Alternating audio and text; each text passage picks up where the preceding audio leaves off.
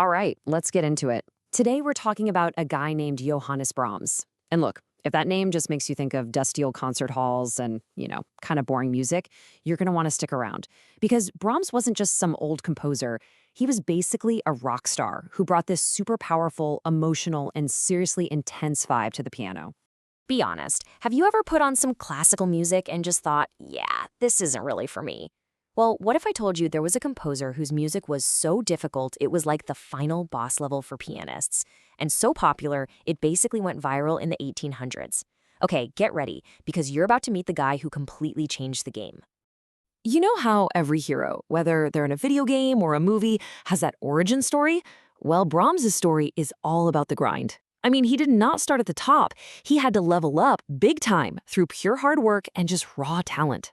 So just picture this. Brahms is born in Germany in 1833. His family doesn't have a lot of money. He starts piano when he's 7, and right away, he's good. Like, really good. So good that by the time he's a teenager, he's playing gigs in these noisy inns and restaurants just to help his family make ends meet.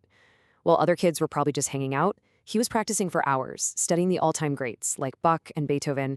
Basically, he was grinding to earn that XP. And this quote?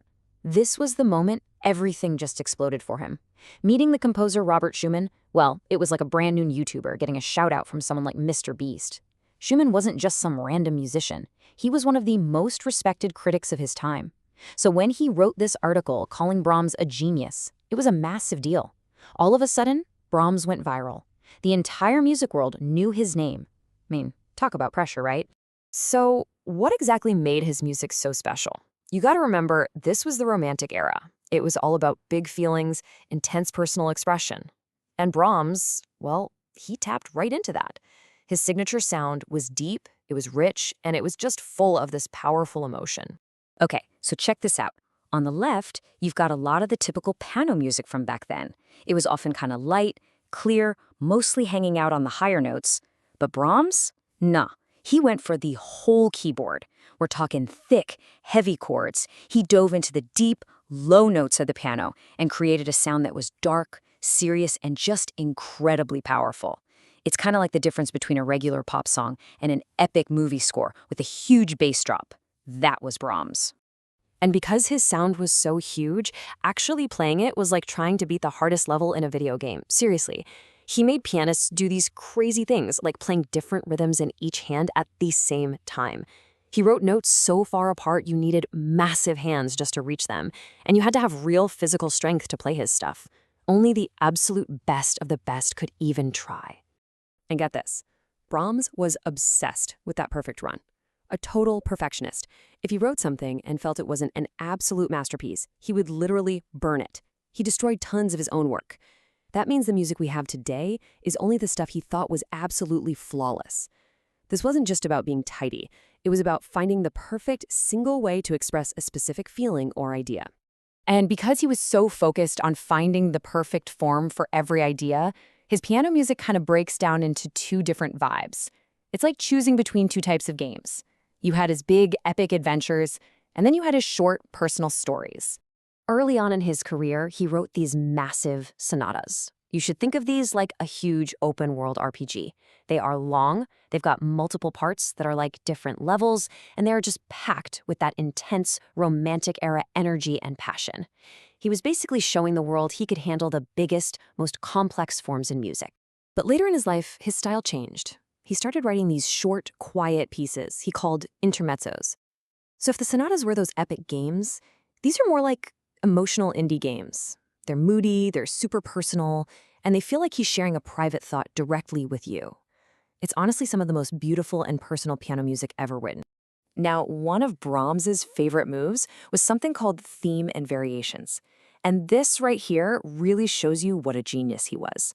He'd take one simple melody, the theme, and then he would just remix it over and over again in all these super clever ways. It's like a producer taking one beat from a song and turning it into 20 completely different tracks, each with its own vibe, changing the rhythm, the mood, the harmony every single time. Okay, but Brahms wasn't just some stuffy composer who only cared about complicated music. No, he also knew how to connect with what was popular. He loved folk music, The songs that regular people actually listen to, and he used it to create one of his biggest hits ever.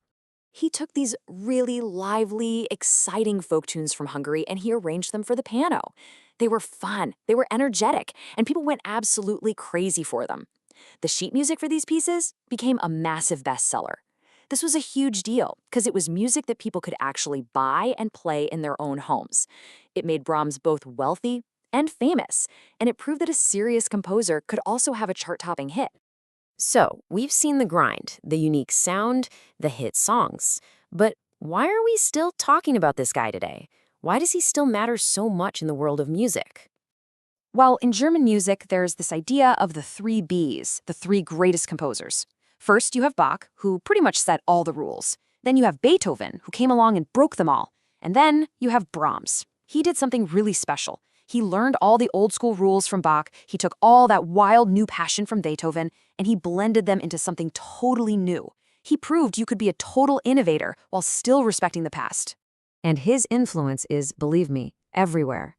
You have almost certainly heard his music without even realizing it.